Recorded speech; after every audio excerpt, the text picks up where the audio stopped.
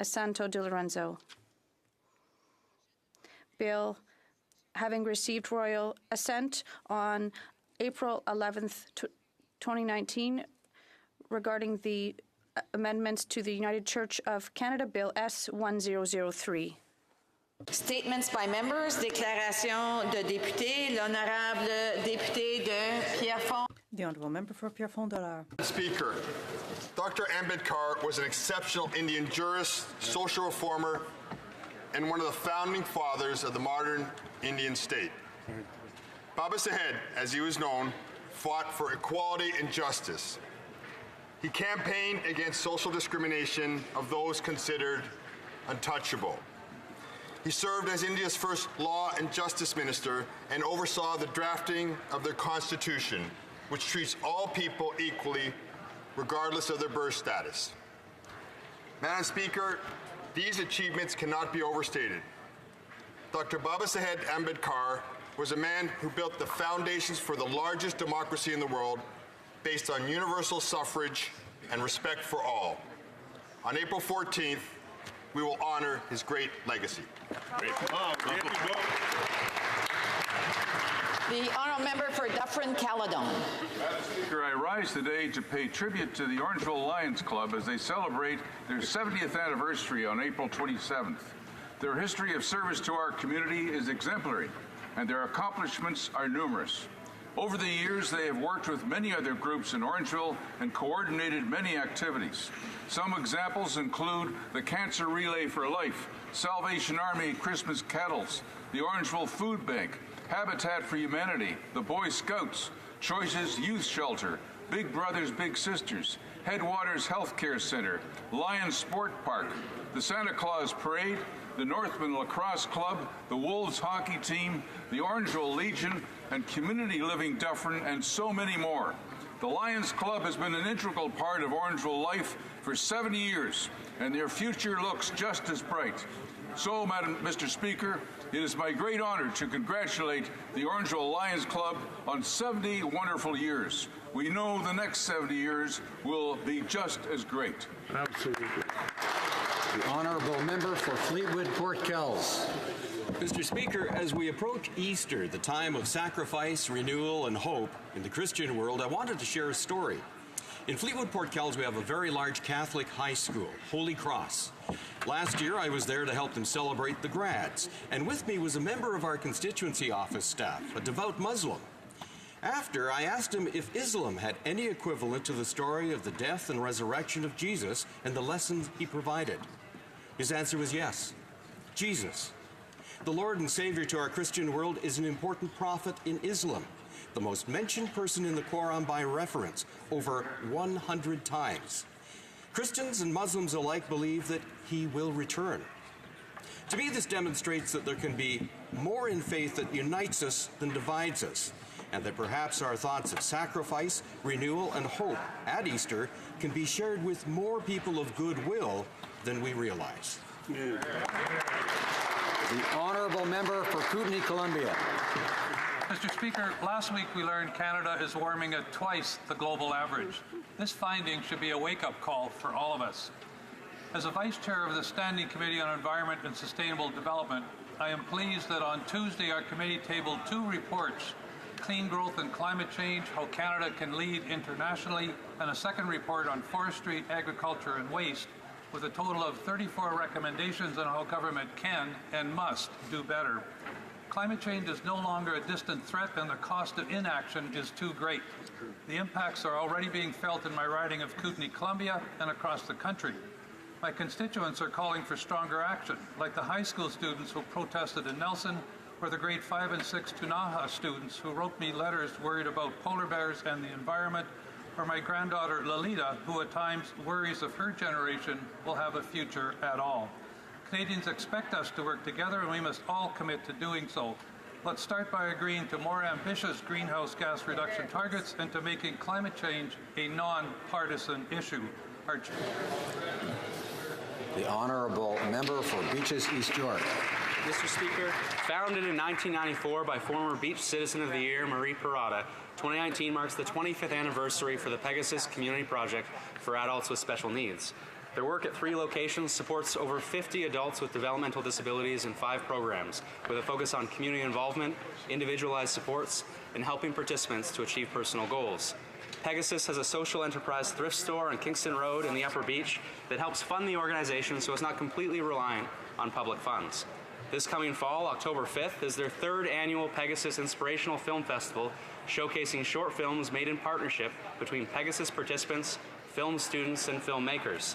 Special thanks to Executive Director Paula Murphy and Board President Scott Burns for their tireless work to help people with autism and adults with special needs in Beaches, East York.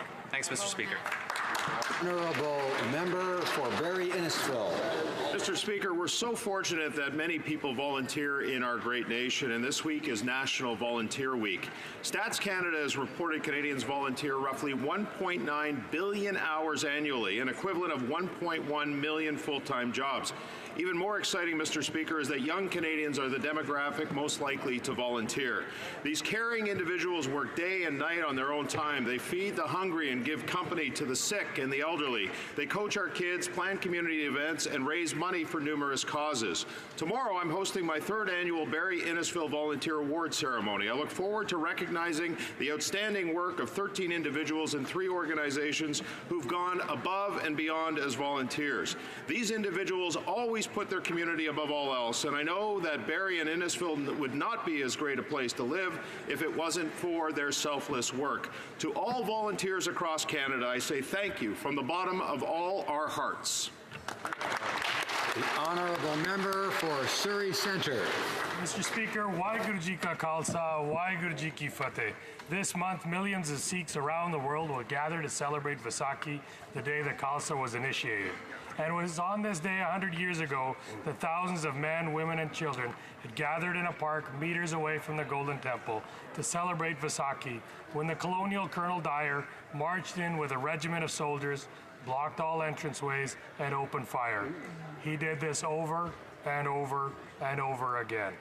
Hundreds were killed by bullets, while others died jumping into a well or while trying to scale the walls surrounding the park. This became the tipping point for the Indian independence movement. Families never saw justice for this atrocity. Colonel Dyer was merely forced to retire and barely disciplined. Mr. Speaker, I rise today, 100 years later, to honor the victims of the Jallianwala Bagh massacre. Our thoughts and prayers are forever with them, and we will never forget this tragedy. Never forget. Never forget. The Honourable Member for Mississauga Lakeshore. The accumulation of plastics in our oceans and lakes is one of the most pressing challenges of our time here and around the world. In Mississauga, plastics enter the Credit River watershed and make their way into Lake Ontario, along with 22 million pounds of plastic that end up in the Great Lakes each year. On March 9th, our community gathered at the Small Arms Inspection Building for a town hall on plastics. We welcomed the participation of over 200 residents, organizations, and environmental advocates, including Chief Stacey LaForme of the Mississaugas of the Credit First Nation, Indigenous Advisor Kat Krieger, Chris Pike of the City of Mississauga, the First Port Credit Sea Scouts, the Canadian Plastics Industry Association, Port Credit Salmon and Trout Association, Professor Chelsea Rockman, MDA Corporation, Chandler Packages, Co-Extinction Films, Trash Walking Mums, Pixie Blue Studio, CBC's Gene Williams, and 4ocean.com. Mr. Speaker, I would like to thank the people of Mississauga Lakeshore for their collective effort on this important issue, and I look forward to working together towards an environment free of plastic waste. Thank you, Mr. Speaker. The Honourable Member for Brandon Souris. Last week I traveled through northern Saskatchewan to meet with farmers in Spiritwood, Big River, and Meadow Lake. Their message was loud and clear. Their concerns are being ignored, and they want a member of Parliament to champion their interests in Ottawa. Here, here. There is huge anxiety out there, Mr. Speaker, and it's real. They are troubled that Canada has lost our largest canola market, and they don't know why their MP is doing nothing to get this issue resolved. They know the carbon tax disproportionately hurts rural communities and will raise the price of everything. I can only imagine what they would have to say about the Liberals giving Loblaws $12 million to buy new freezers and fridges out of taxpayers' dollars.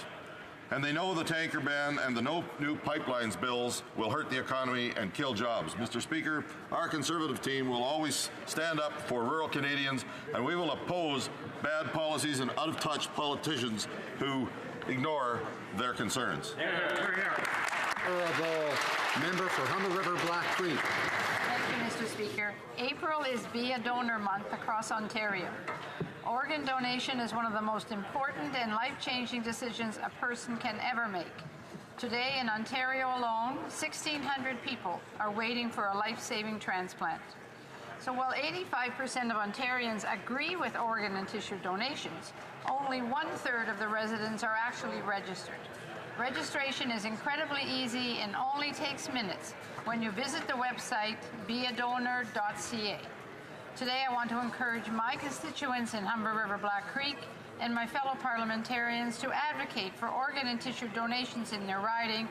I firmly believe that being able to give the gift of life after passing on is one of the most compassionate and Canadian things a person can do. Thank you, Mr. Speaker.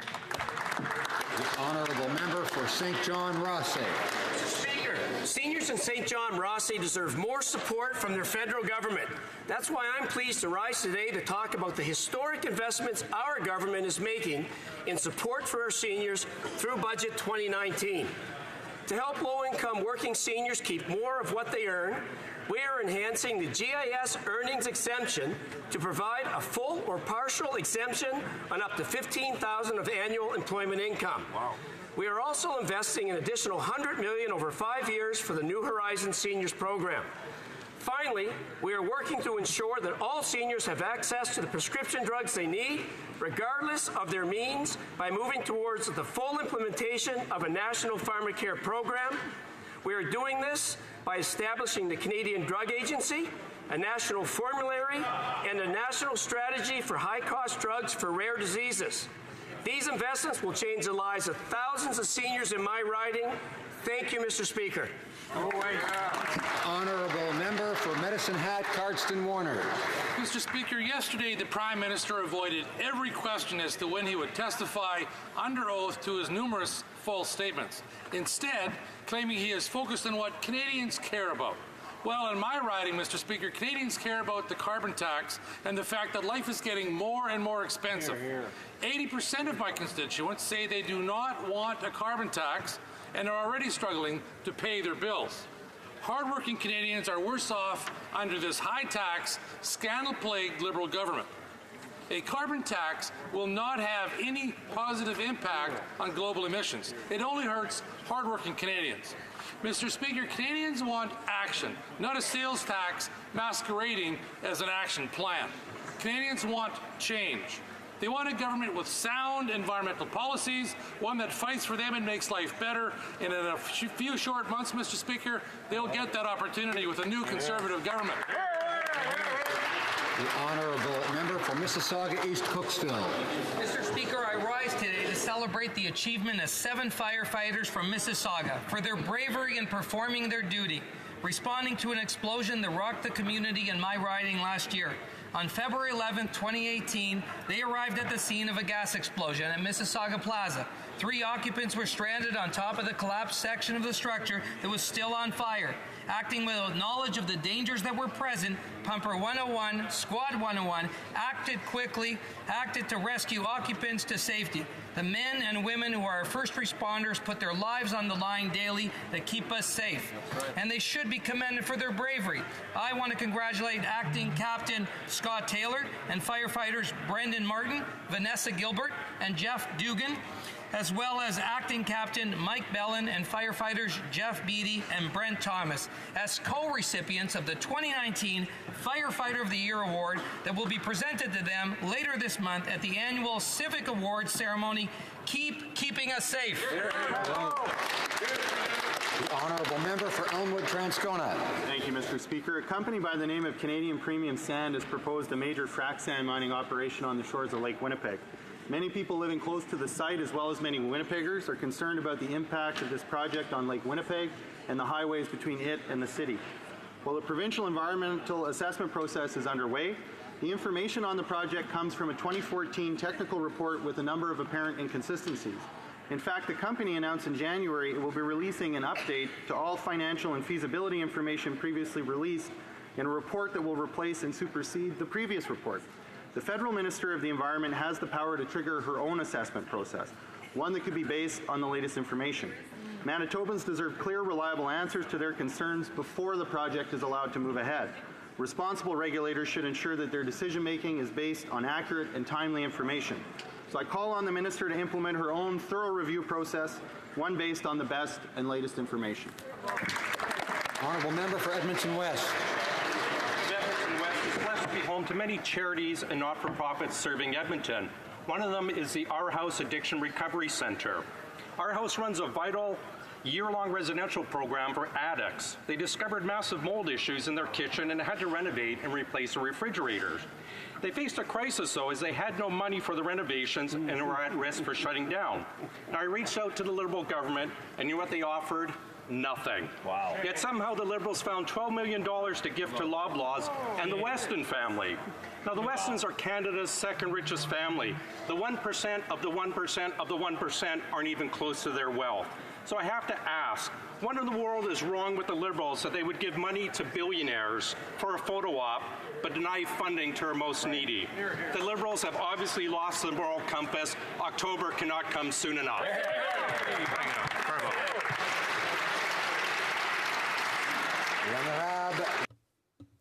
The Honourable Member for Alfred Pellan. Mr. Speaker, from April 7th to 13th, we mark Volunteer Week 2019 to thank the volunteers for their contributions to our communities. Volunteer factor, lifting communities. Volunteers make a big difference for people who need it the most. Their generosity, their time, and their cheerfulness greatly contribute to the well-being of our community. Je remercie les Canadiens.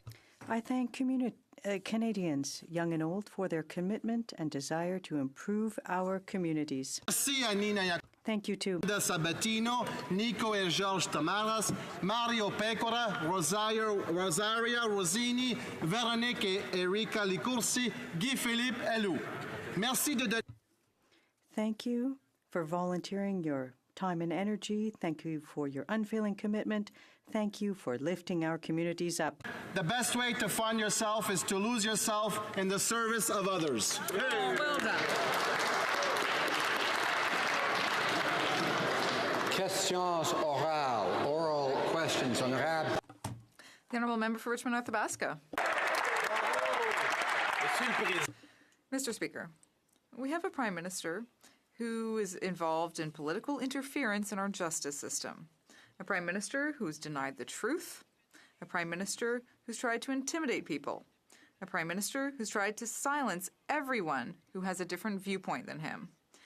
If this Prime Minister has even a little bit of courage, just a little bit, then will he agree to act on his threat of legal action and commence proceedings so that we can finally know the truth about this issue? Or is he just afraid of testifying under oath? The Honourable Government House Leader.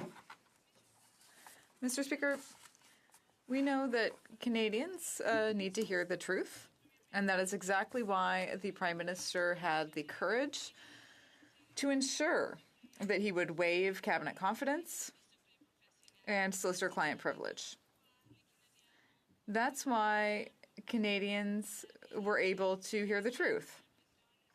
And yes, Mr. Speaker, we sent a letter to the Leader of the Opposition. We put him on notice because he is continuing to say things that should not be said, and that is exactly why he retracted his tweets. The Honourable Member for Richmond North Tabasco. Order. Mr. Speaker, for 4 days we've been in this House asking this question to the Prime Minister. We want to know if he will act on his threat of legal action. We've asking again and again, but he hasn't changed his version. Every day he says the same thing. Our leader has repeated what he said before, and all the Prime Minister is doing is engaging in intimidation and trying to silence people who think differently than him. Will he have the courage to act on his threat of legal action so that we can finally hear the whole truth? Honourable Government House Leader. Thank you, Mr. Speaker. Canadians need to hear the truth. That is exactly why all facts are now public. And, Mr. Speaker, we've taken the first step in this process. That's why we sent a letter to the Leader of the Opposition. He continues to make false and misleading statements to Canadians. After he received the notice, he changed the words that he used. He deleted his tweets and online statements. He has already responded with his action. The honourable member for Chilliwack Hope. When the Prime Minister threatened to sue the Leader of the Opposition for daring to criticize his actions on the Liberal SNC-Lavalin scandal, he thought he could pressure the Conservative Leader into backing down. Instead, the Conservative Leader continues to state, inside and outside of the House, that the Prime Minister inappropriately interfered in an ongoing criminal proceeding and then conspired to cover it up. If the Prime Minister actually believes he has a case, when will we see him in court?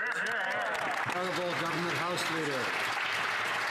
Yes, Mr. Speaker, the Leader of the Official Opposition was put on notice, and after he received that notice, the Leader of the Official Opposition quickly deleted tweets from online. He changed the words that he has been using, so even though they talk a big game, they say that there's been no effects of this notice that was provided to them. We have already seen that they have deleted tweets, but Mr. Speaker, this was not the first time they did this. After the Minister of Innovation had put the Leader of the Official Opposition on notice, he had retracted his comments at that time and deleted those tweets as well. Thank you, Mr. Speaker. Honourable member for Chilliwack Hope. Well, Mr. Speaker, the Prime Minister is threatening to sue the Conservative Leader for stating that the former Attorney General told the Prime Minister that she was feeling inappropriate political pressure from him. The only problem with that strategy is that the Prime Minister has now admitted that the former Attorney General did warn him about his inappropriate political pressure to his face and in person. So the Prime Minister is threatening to sue for something he now says is true. Yes. Threatening to sue is weak sauce if you don't back it up. So when will we see him in court? The Honourable Government House Leader. Mr. Speaker, the Conservatives' only plan is to mislead Canadians. Yes. And that's exactly why when they did it earlier this year, the Minister of Innovation had put the Leader of the Official Opposition on notice. The Leader of the Official Opposition retracted those comments, deleted those tweets. Mr. Speaker, the Conservatives once again continue to mislead Canadians. So the Prime Minister put the Leader of the Official Opposition on notice. What did the Leader of the Official Opposition do on March 31st? He deleted those tweets. The only plan Conservatives have is to mislead Canadians. Thank you, Mr. Speaker. Honourable member for Chilliwack Hope. Order. Mr. Speaker, the Liberals have put the Conservative Leader on notice. He's repeated the exact same statement outside of this House, and now he's calling on the Prime Minister to take further action, come before a court, go on the stand. If he has nothing to hide, if he stands by everything in his threatening letter to sue the Leader of the Opposition, I ask again, when will we see him in court? Honourable Government House Leader. Yes, the Leader of the Official Opposition was put on notice. And after he received notice, Mr. Speaker, he deleted those tweets. He and his team, they went back probably to their office. They revisited some wording. With their new wording is exactly what they are repeating. They will not repeat the comments that they deleted after they received notice. That is a fact. Thank you, Mr. Speaker. The Honourable member for Burnaby South.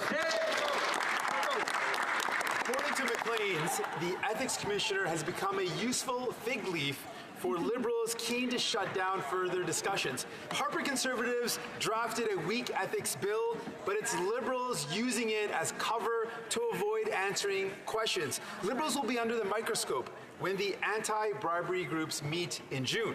Will the Prime Minister assure OECD officials that Liberals will not interfere with Canada's top prosecutor taking corporate corruption to court? Hear, hear. The Honourable Government House Leader. Mr. Speaker, I would encourage that member to revisit his wording because I know he would never undermine the work of officers of Parliament. And if all of a sudden the NDP is taking that approach, they are even closer to the Conservatives than I even realized. We will never undermine the work of officers of Parliament. When it comes to the conflict of interest and ethics commissioner, yes, there is an ongoing investigation in this matter. Yes, we have confidence in our institutions. We know that there is an ongoing court case. We know that the Justice Committee did their important work. We, guess only on this side have respect for our institutions. Thank you. Order. I'm having great trouble hearing the answer. Order. Well, we all want to hear the question and the answer, of course. The Honourable Member for Burnaby South. Canadians are concerned. They see this Prime Minister ignoring questions about the scandal, and they want to know what happened. And they're not the only ones concerned.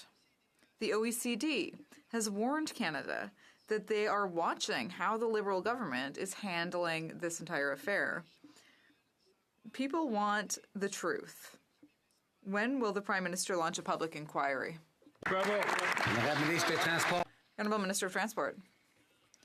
Mr. Speaker, in March, the Minister spoke with the chair of the OECD Working Group, and it was confirmed that we are going to be fully cooperating with the OECD's work, and that we fully support their work. Canada is a fervent defender of the international order and a rules-based international order. Thank you. The Honourable Member for Burnaby South. It's increasingly clear that this Prime Minister defends big companies rather than ordinary people. Last year, people were horrified to learn that the big banks were aggressively pushing sales of products that people didn't need. But we've learned that the situation was worse, and that the Liberal government actually watered down the report on the subject. Worse, they gave the opportunity to the big banks to sugarcoat it even further. When will the Prime Minister admit that he is there to help rich companies rather than ordinary people? Mr. Speaker, the honourable gentleman has drawn the wrong conclusion. As a matter of fact, as a result of the report, we have introduced legislation which prohibits the banks from providing misleading information, prohibits the banks from exerting undue pressure, requires the banks to have a policy in place to make consumers receive the products that are appropriate to them, and increases the penalties on the banks from $500,000 to $10 million. The honourable member for Burnaby South. Since we launched our Lower Cell Phone Bill campaign, we have been swamped from stories of mistreated Canadians. Now we learn the agency tasked with protecting Canadians from the banks changed their report on aggressive sales tactics because the banks asked. Even a requirement that banks work in the best interest of consumers was removed. Experts say this shows a cozy relationship between banks, the agency, and the Liberal government. Why is this government supporting billionaire banks and not Canadians? Hear, hear. For public safety.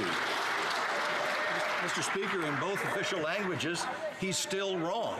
As a result of the work investigating this situation, the government introduced legislation that prohibits the banks from providing misleading information. It prohibits the banks from exerting undue pressure. It requires the banks to have policies in place to make sure consumers receive the products that are appropriate to them, and it increases the penalties on the banks from $500,000 to $10 million. Parliament decides. The honourable member for Lethbridge. The Prime Minister was accused of strong-arming the former Attorney General to interfere in a criminal prosecution. He denied it. She provided proof. Then the Prime Minister was accused of firing her for refusing to interfere. Again, he denied it. Again, she provided proof. The Prime Minister was accused of being aware that the former Attorney General raised her concerns with the officials at the PMO. He denied it, and again, she provided proof. Does the Prime Minister realize that if he repeats these denials in the court of law, he will be charged with perjury? Hear, hear. The Honourable Government House Leader. Mr. Speaker, all of the facts on this matter are public, and they're public because the Prime Minister provided an unprecedented waiver. He waived solicitor-client privilege as well as cabinet confidence so that Canadians can decide for themselves. And I know the Conservatives believe that they have to decide for all Canadians. Mr. Speaker, the Conservatives will continue to represent Conservatives. The Conservatives will continue to focus on us. We will focus on all Canadians. And that's exactly why Canada is better off today than it was under 10 years of Stephen Harper. But, Mr. Speaker, we have a lot more work to do, and I encourage us to start talking about policy that matters. Member for Sarnia-Lambton. Mr. Speaker, she's right. Canadians do know the facts. facts. The Prime Minister said the Globe and Mail allegations of pressure on the Attorney General were false. We now know that's not true. He said the former Attorney General never came to him to speak of her concerns. We now know that's not true. He said it was all about protecting jobs, but we know now that's also not true. Does the Prime Minister realize that if he repeats these falsehoods in court, he will be charged with perjury? House Leader. Perhaps I can help honourable members out. Mr. Speaker, Conservatives said that the Justice Committee will not meet. That turned out to be false. Conservatives said that witnesses won't get to appear. That turned out to be false. Conservatives said that the Prime Minister won't waive solicitor privilege or cabinet confidence. That turned out to be false. All facts are public for Canadians to hear. Canadians deserve to get to hear the truth, and that's exactly why all matters from Justice Committee on this issue were in public. Thank you, Mr. Speaker. The Honourable Member for Charlesbourg-Haute-Saint-Charles. Mr. Speaker, on February 7th, the Prime Minister said that this whole story and everything that the former Attorney General said was false. But today, Canadians, the media, and worse, the entire Liberal caucus knows the truth. Does the Prime Minister realize that he would be guilty of perjury if he said the same things in court? Honourable Government House Leader. Mr. Speaker, this is not the first time that the Conservative leader and his party have misled Canadians with false and defamatory statements. And, Mr. Speaker, this is not the first time that we had to send a letter to put the official opposition leader on notice, because he continues to say false things. In December, in February, and now in March, they retracted and deleted statements and tweets because they realized they had to have at least a little bit of respect. Maybe not a lot, but a little bit of respect for our institutions. Thank you. The Honourable Member for Charlesbourg-Haute-Saint-Charles. Mr. Speaker, I would remind the Government House Leader that the letter of notice sent to the opposition leader has to do with a statement on March 29th, and that absolutely nothing was changed in that statement. And in fact, the opposition leader reaffirmed his statement publicly before the media. But the Prime Minister says things that aren't true. So is he ready to come to the court to say them again, knowing that he'll be perjured? The Honourable Government House Leader. Mr. Speaker, on a number of occasions now, the leader of the opposition, the Conservative leader, has been forced to delete tweets and change the words that he used in his statements. He changed the words that he's used, and now he is repeating the words that he previously changed. But the facts are clear. After the opposition leader received a letter from the Prime Minister and from the Minister of Innovation, he deleted his tweets and he changed the words that he was using because he knows very well that we could take action against him. For Lakeland. Order. Sir, the Prime Minister's letter was about the opposition leader's statement. It has nothing to do with tweets. And the Prime Minister said over and over that no one ever warned him that his pressure to interfere in the criminal prosecution of SNC-Lavalin was political interference and was wrong. But last week, he himself admitted that on September 17th, the former Attorney General directly advised him in person to back off. And so now, even though he caught himself in his own words, he still threatens to sue the leader of the opposition. Does the Prime Minister know that if he repeats his initial denials in court, he will commit perjury? Honourable Government House Leader. Speaker, the first step in any situation, as they are referring to, is to put the leader of the official opposition on notice. And Mr. Speaker, we have now put the leader of the official opposition on notice on numerous times. Canadians can rest assured that we will not stand idly by while these conservatives continue to mislead Canadians, and that's exactly, we provided them notice, and what did the leader of the official opposition do? He deleted tweets, he retracted online statements, because he knows very well that the notice he was served has consequences. Thank you, Mr. Speaker. I want to remind the Honourable Member for Pont-Neuf-Jacques-Cartier and other members that each party and each member needs to wait their turn to speak. Now it is up to the Honourable Member for Lakeland.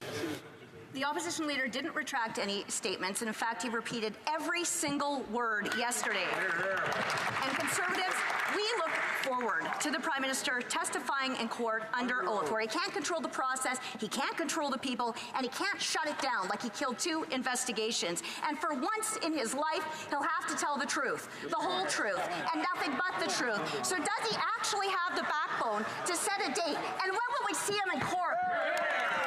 The Honourable Government House Leader. Answered that question now on numerous occasions. They know very well that the Leader of the Official Opposition was put on notice. They know very well that he has deleted tweets and retracted comments. But what do they do, Mr. Speaker? They continue to mislead Canadians. And they mislead Canadians, Mr. Speaker, because they have no plan for the environment. They have no plan for the economy. But what they do have, they have a plan to mislead Canadians. And that's exactly why when it comes to programs and services available to Canadians, they choose to mislead Canadians by refusing to admit that there is a climate action incentive. Luckily, they cannot do that in New Brunswick, but they sure did. And Member for Essex. As much as this Prime Minister wants to change the channel, Canadians still want the truth on his political interference in the prosecution of SNC-Lavalin. The Prime Minister says that he has full confidence in committees. You know, the same ones that Liberals have shut down debate on. Well, the OECD isn't letting it go, and that's why they referred the case to their working group on bribery. The Prime Minister's word isn't going to cut it. This is a stain on Canada's international reputation. Will the Prime Minister save us the embarrassment and launch a public, independent inquiry? Honourable Parliamentary Secretary for Canada-U.S. Relations. The Minister spoke with the chair of the OECD Working Group. She confirmed to him that we are committed to fully cooperating with the work of the OECD and that we fully support their good work. Canada is a strong supporter of the OECD and the rules-based international order. Thank you, Mr. Speaker. The Honourable Member for Timmins James Bay. Order. So my mom calls me and she says, did the Prime Minister really give $12 million to Galen Weston to fix his fringes instead of seniors, that they give it to a company that cheats families out of bread? Now that's my mom. She's a miner's daughter. She grew up in a different middle class than the Prime Minister. So I say, but Mom, it's about lobbying. It's about who you know in the PMO. So will the Prime Minister explain why 2 Loblaws lobbyists attended an exclusive Cash for Access event with him and senior staff of the Minister of Environment? Can they explain that to my mom?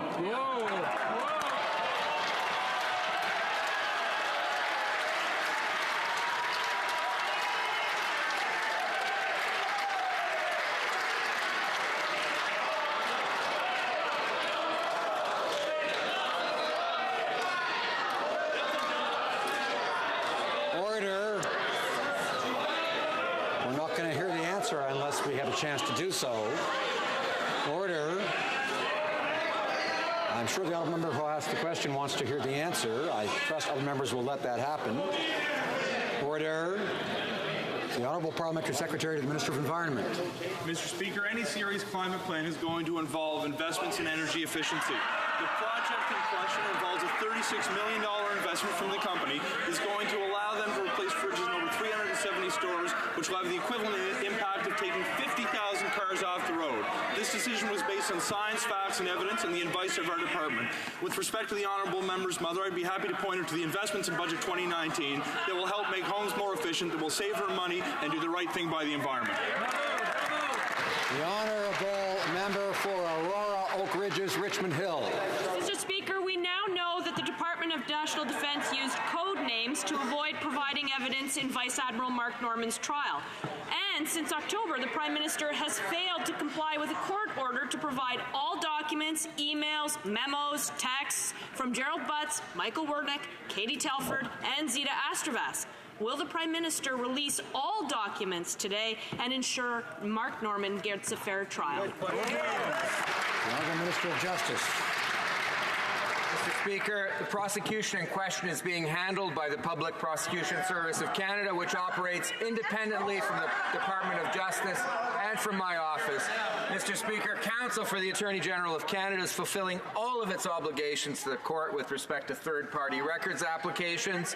We are cooperating, Mr. Speaker, but it would be improper for me to comment on anything further as it's before the courts. For Aurora, Oak Ridges, Richmond Hill.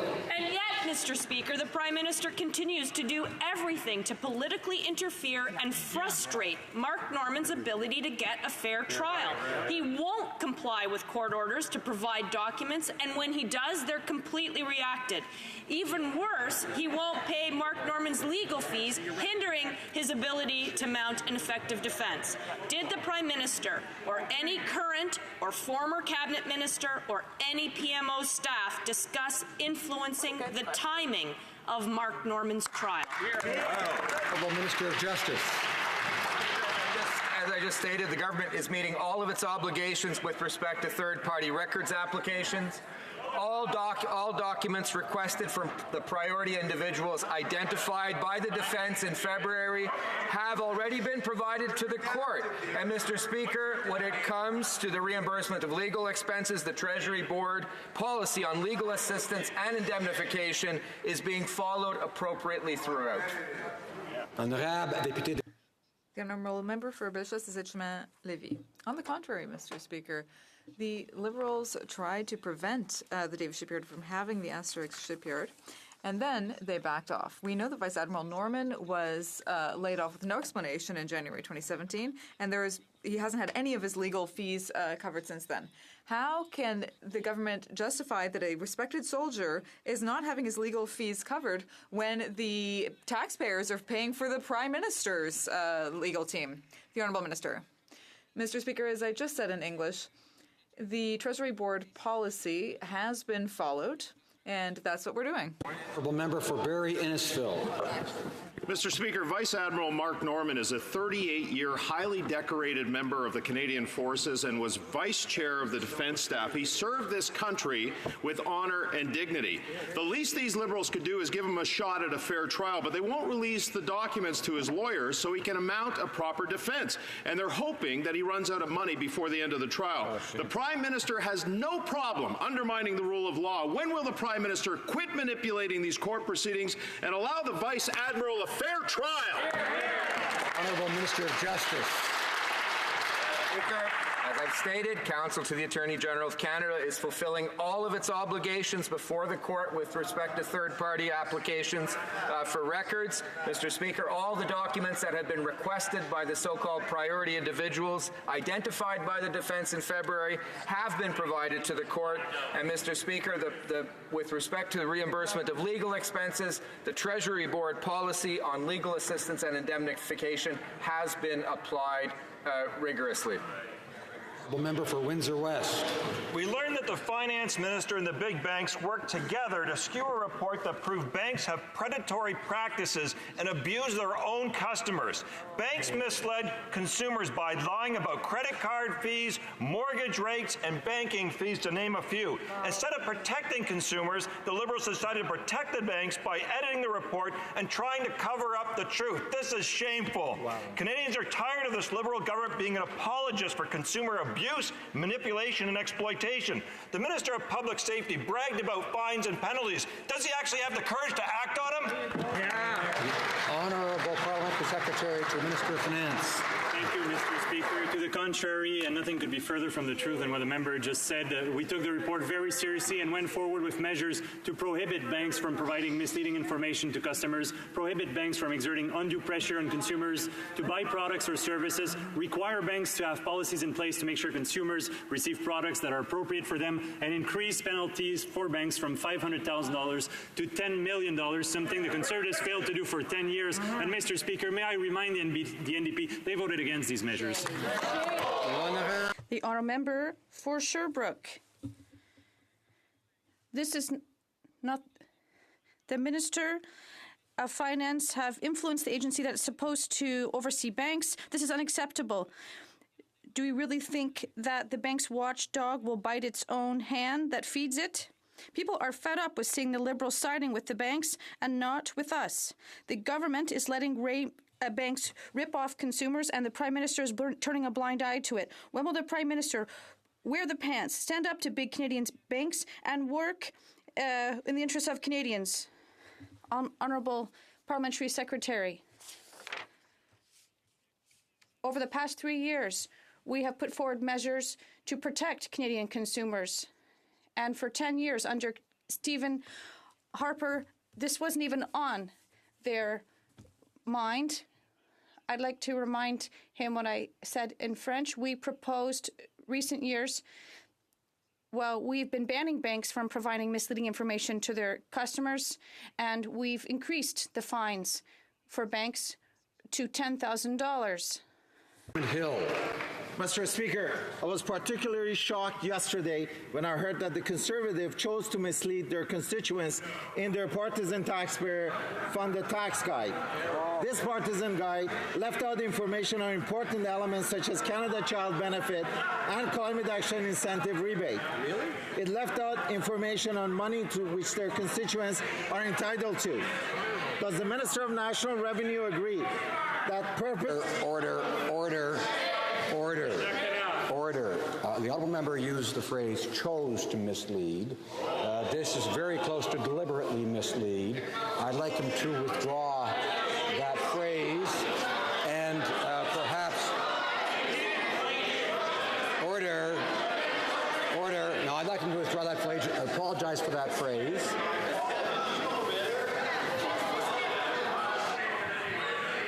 Does the Minister of National Revenue agree that the purposely hiding important... Order. I heard the member apologize. His microphone was not on at the time.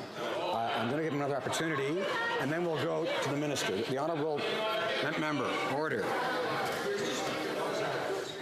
I'd like to apologize and withdraw purposely. The Honourable Minister. Mr. Speaker, I thank my colleague for raising this concerning issue. It's unacceptable that Conservatives choose to mislead Canadians on how to access their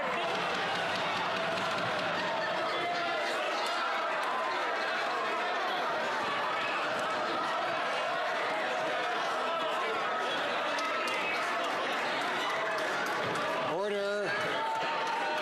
Hello. Order.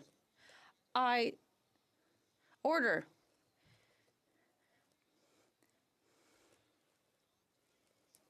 Misleading the House is not non-parliamentary, but saying that it was done deliberately is non-parliamentary. So you said that they chose to mislead. This is not parliamentary. So I'll ask the Honourable Minister to take the comment back and to apologize. I'm so sorry. My English is not really good.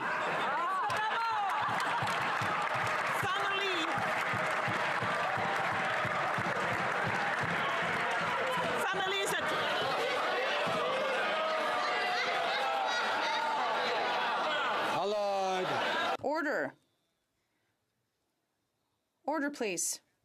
The Honourable Member for Mégantic-Larable. Mr. Speaker, for more than a month, the Prime Minister and his lack of inaction has cost a lot for canola farmers. And this is the worst crisis that some families have seen in 100 years.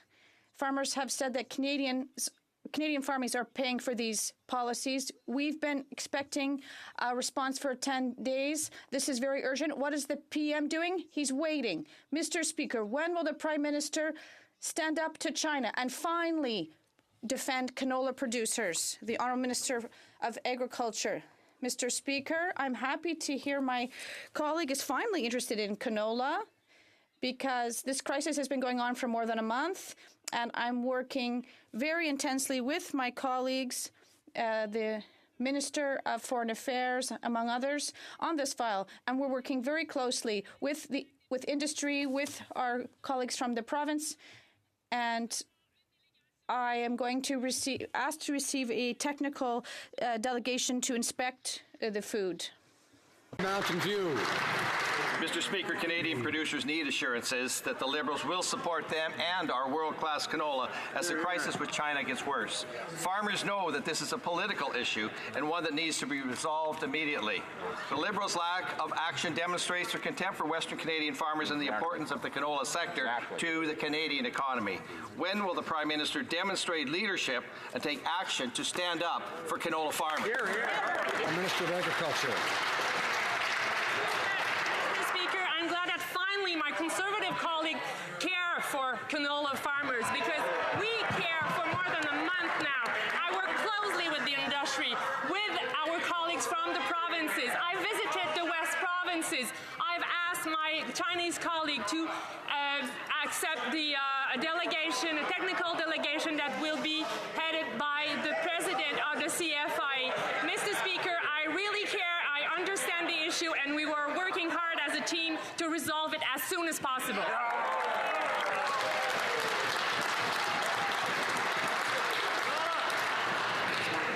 Lord.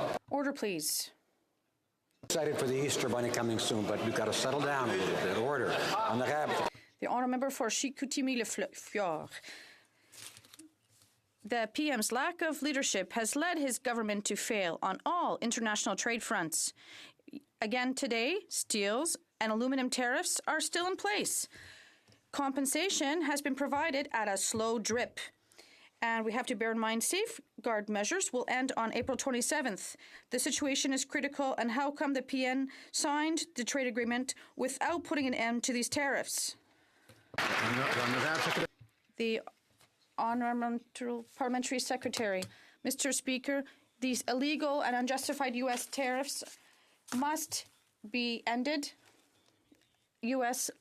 legislators, both Democratic and Republican, have asked Mr. Lighthizer to end these tariffs, and roughly 10 U.S. industrials have asked these tariffs to be ended as well. Thank you very much, Mr. Speaker. Member for Niagara West. Mr. Speaker, Conservatives launched the most ambitious trade agenda this country has ever seen. Trans-Pacific Partnership was a Conservative deal. Free trade with Europe was a Conservative deal. Updated trade with Israel, a Conservative deal. And the Prime Minister's record? Well, negotiations with the U.S., he delivered losses. Steel and aluminum tariffs, still in place. Softwood lumber, no deal. Our canola farmers, no solution. So with the Liberals so focused on their scandals, when will they be able to get something done in trade? Honourable Parliamentary Secretary, the Minister of International Trade Diversification. Speaker, I want to thank my honourable colleague for the question. They haven't asked a single question on trade for the last few months, and I'm happy to engage them in this debate on this issue. Today, Canada is the only country in the G7 that has a free trade agreement with all G7 countries. Our government, under our Prime Minister and the Minister of International Trade, as diversifying trade, investing in Canadian businesses, making sure that we're creating wealth. We need assistance for a member. Medical assistance.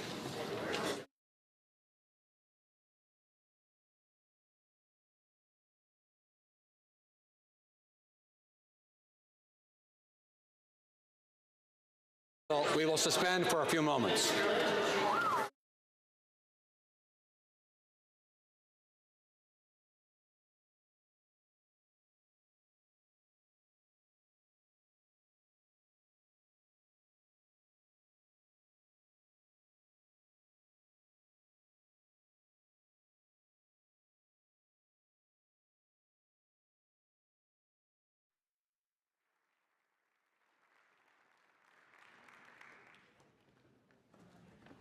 Members who brought assistance to the member.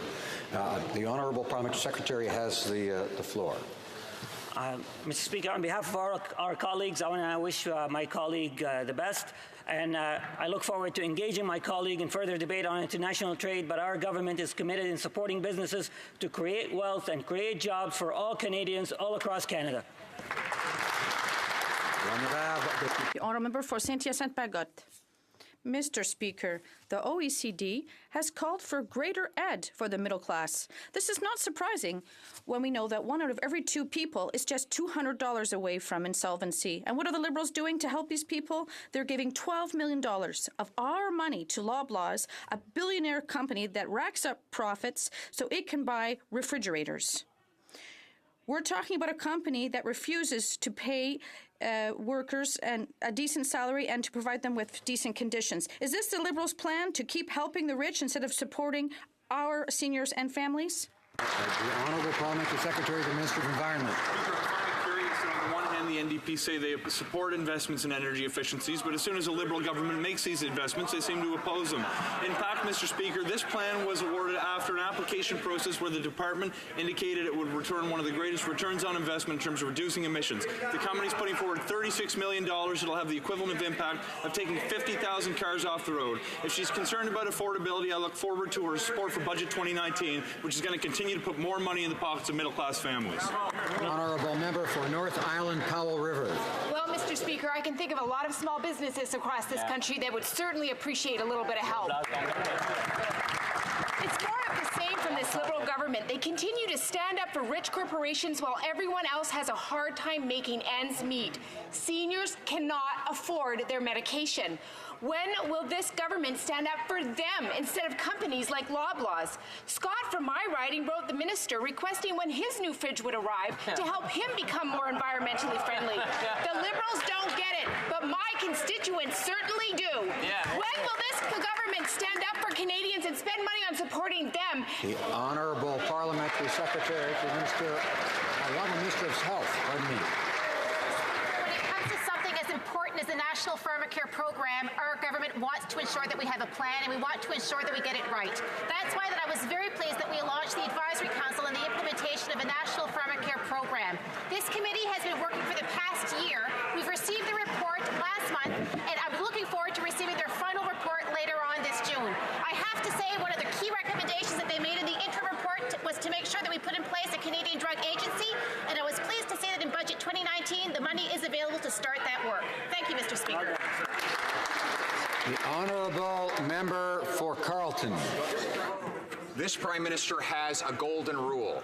Those with the gold make the rules. Yes. When SNC-Lavalin was charged with stealing $130 million from Libya's poor, he rushed in to block them from having to go to trial. When Loblaws billionaires ripped off the poor by fixing the price of bread and ripped off taxpayers by stashing their cash in the Caribbean, the Prime Minister said, here's $12 million for your efforts. Why does the Prime Minister always take from the have-nots to give to the have-yots? Honourable Parliamentary Secretary to the Minister of Environment. It's a curious argument coming from the member opposite who voted against the Canada Child Benefit, which put more money in the pockets of 9 in 10 Canadian families. And that he voted against a tax cut for the middle class and voted against raising taxes on the wealthiest 1%. The fact is our environmental plan has over 50 measures, including putting a price on pollution, that'll put $307 in the pockets of his constituents. I look forward to seeing him campaign on a commitment to take that money away. Mr. Speaker, in 2019, Canadians will have a choice to support a government that is serious about climate action or a government that opposes reasonable steps every step along the way. Honourable Member for Carleton.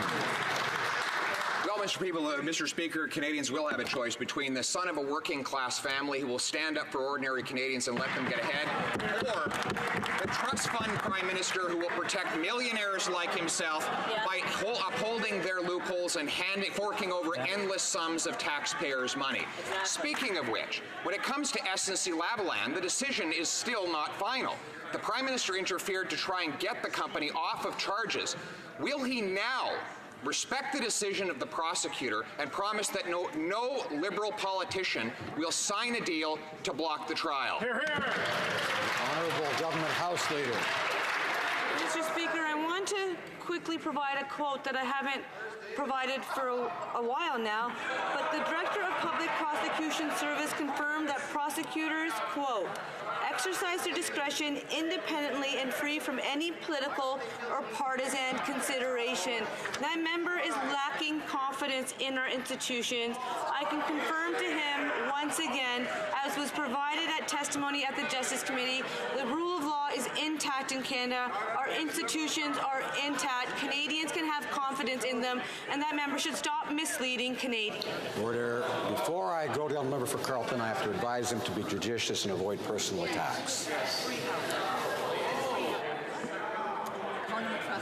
We have full confidence in the Director of Public Prosecutions. That's why we think she should be allowed to make the decision on prosecuting SNC-Lavalin. This government refuses to guarantee that that will happen. They've interfered in this case. They've interfered in the Norman case. And now we know that they implicated the RCMP for 9 months in orchestrating the Prime Minister's illegal vacation to Billionaire Island. That vacation might have violated sections of the criminal code. which the RCMP would be responsible for investigating. Wow. How can Canadians be sure that there has been an independent vetting of this issue given the past... The Honourable Minister of Public Safety. Mr. Speaker, the facts of the matter are that the RCMP are completely independent in their decisions about any investigation or prosecution, and any suggestion that a member of Parliament should in any way influence that decision-making process with our police forces is absolutely wrong and false. Member for Northumberland, Peterborough South. Mr. Speaker, our government knows that it will take a bold, ambitious and inventive new vision to address the challenges we face today. Indeed, the urgency of action on climate change is clear, especially in Canada's northern and remote communities, who see the effects of this every single day. We know that reducing our reliance on diesel power generation will play a key role in the transition to a greener future. Can the Minister update this House on investments our government is making to reduce our reliance on diesel in off-grid and remote communities? Thank you, Mr. Speaker. I would like to thank the member from Northumberland, Peterborough South for her question and for her hard work.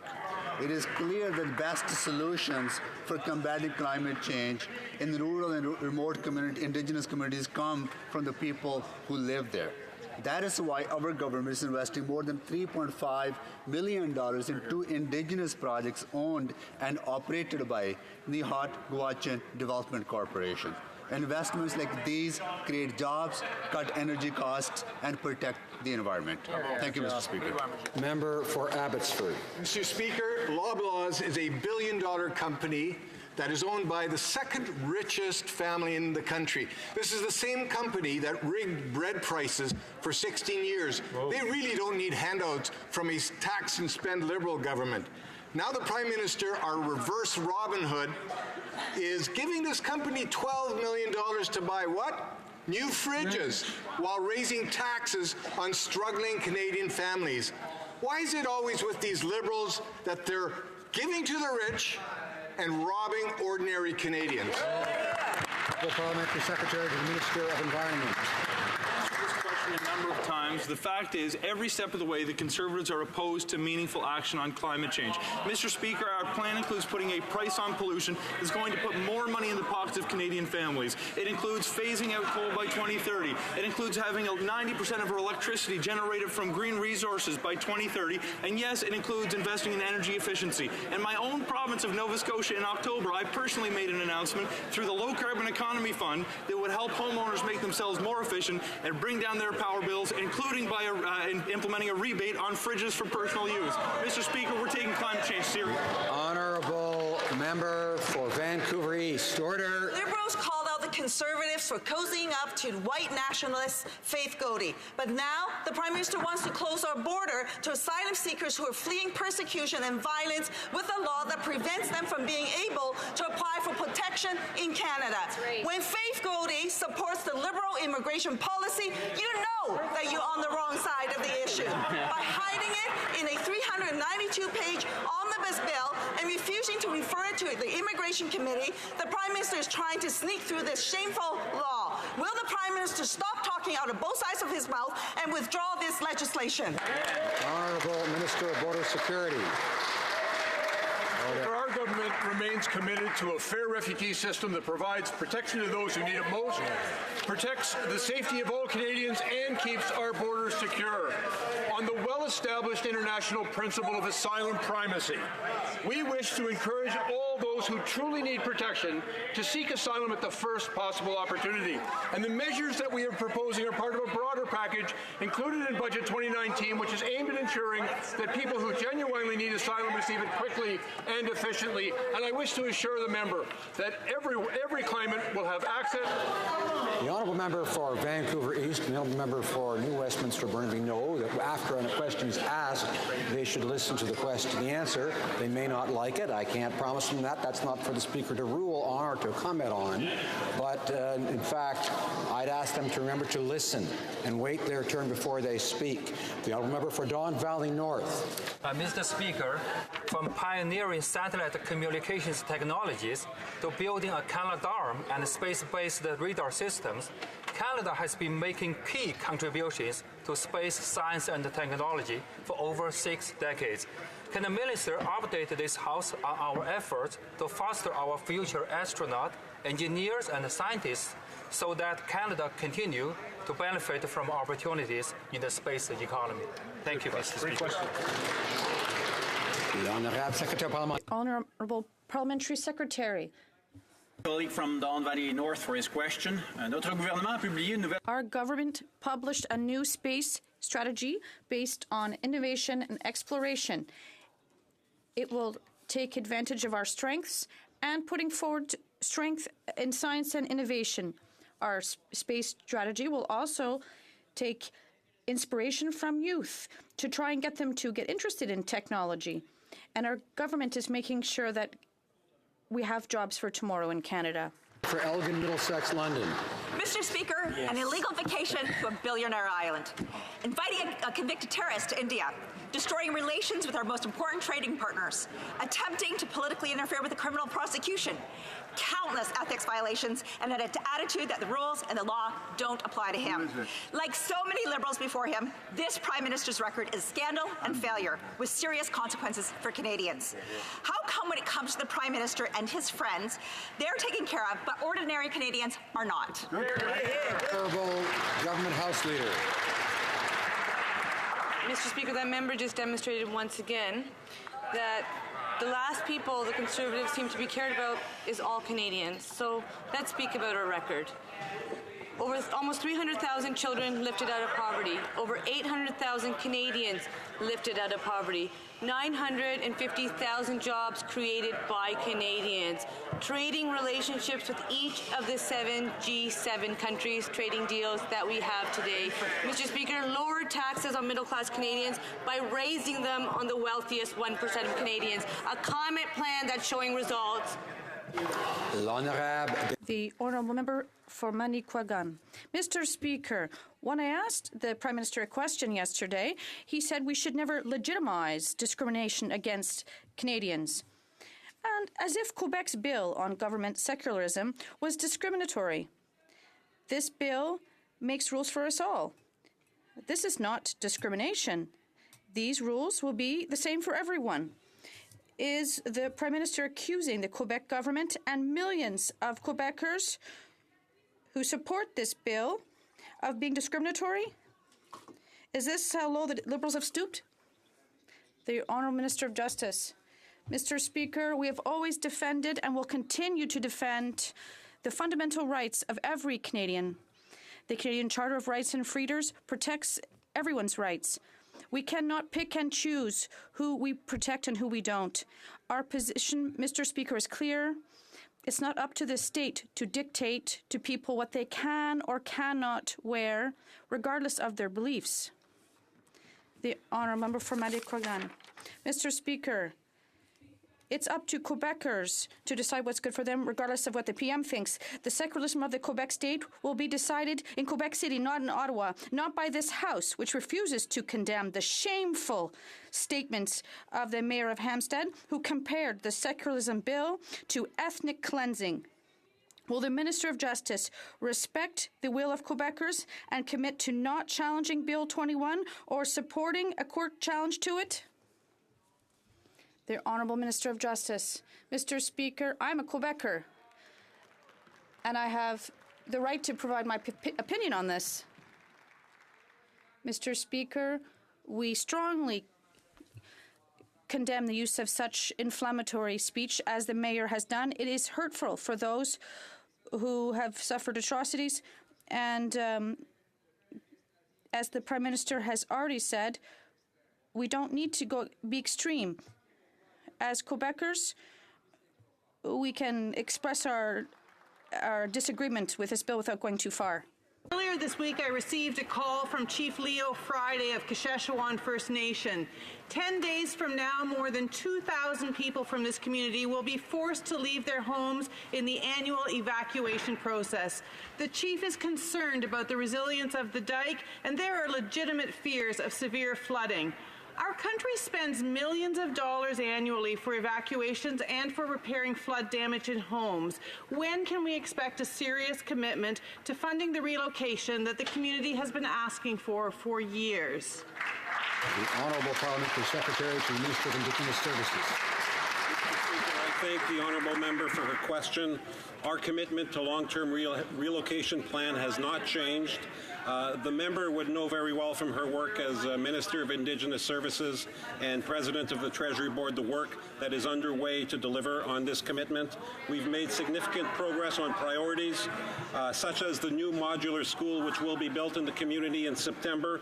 We're currently working with the First Nations to monitor the threat of flooding, conduct preliminary mitigation, and support them for a smooth transition to host communities. Order. I believe the member for Employment is rising on a point of order. Minister for Employment. Well, thank you, Mr. Speaker. I rarely rise on a point of order, but I felt compelled to do so today because I'm very disappointed in the mocking that my colleague received as she tried to answer in English. I'm especially disappointed in the member of Timmins, James Bay, who is supposedly the critic for ethics, who joined many of his colleagues across the aisle to mock her, and in fact said, "What's she going to do?" There's no one to write down her. She's right.